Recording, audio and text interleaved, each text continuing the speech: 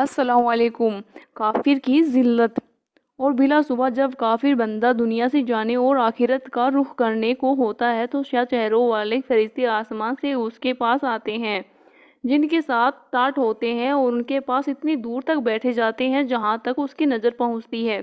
फिर मलकुल मौत तशरीफ़ लाते हैं, यहाँ तक कि उसके सर के पास बैठ जाते हैं। फिर कहते हैं कि ए खबीस जान, अल्लाह की नाराज़गी की तरफ निकल। मलकुल मौत का यह हुक्म सुनकर रूह उसके जिस्म में इधर उधर भागती फिरती है। इसलिए मलकुल मौत उसकी रूह को जिस्म से इस तरह निकालते हैं कि जैसे बोटियां भूनने की सीख भीगे हुए ऊन से साफ की जाती है। यानी काफिर की रूह को जिस्म से जबरदस्ती इस तरह निकालते हैं जैसे भीगा हुआ ऊन कांटेदार सीख पर लिपटा हुआ हो और उसको जोर से खींचा जाए।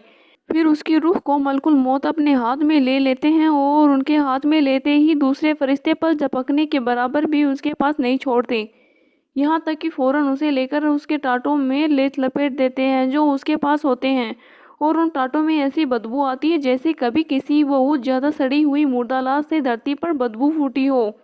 वे फरिश्ते उसे लेकर आसमान की तरफ चढ़ते हैं और फरिश्तों के जिस गिरोह पर भी चढ़ते हैं वे कहते हैं कि यह कोई खबीस रूह है।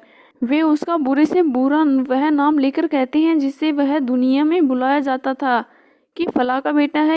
यहाँ तक कि वे उसे लेकर पहले आसमान तक पहुँचते हैं और दरवाज़ा खुलवाना चाहते हैं, मगर उसके लिए दरवाज़ा नहीं खोला जाता, जैसा कि अल्लाह जल शानहू ने फरमाया है।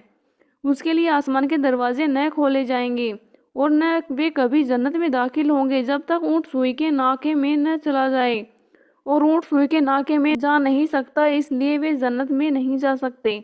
फिर अल्लाह ताला फरमाते हैं कि इसको सिजन की किताब बुरा अमाल नामे के दफ्तर में लिख दो जो सबसे नीची ज़मीन में है। चुनांचे उसकी रूह वहाँ से फूंक दी जाती है।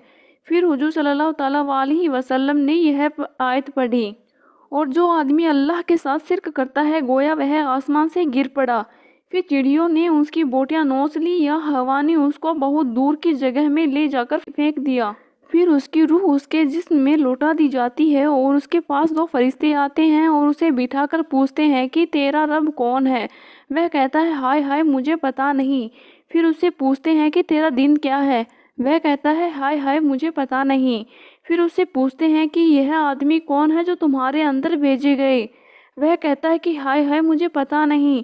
जब यह सवाल व जवाब हो चुकते हैं तो आसमान से एक मुनादी आवाज़ देता है कि इसने झट कहा, इसके नीचे आग बिछा दो और इसके लिए दोजख का दरवाज़ा खोल दो। चुनांचे दोजख का दरवाज़ा खोल दिया जाता है और दोजख की गर्मी और गर्म लू आती रहती है और कब्र उस पर तंग कर दी जाती है, यहाँ तक कि उसकी पसलियाँ भींचकर आपस में इधर की उधर चली जाती हैं। और उसके पास एक आदमी आता है जो बदसूरत और बुरे कपड़े पहने हुए होता है। उसके जिस्म से बुरी बदबू आती है। वह आदमी उससे कहता है कि मुसीबत की खबर सुन ले, यह वह दिन है जिसका तुझसे वादा किया जाता था। वह कहता है तू कौन है, सच में तेरी शक्ल ऐसी है कि तू बुरी खबर सुनाए।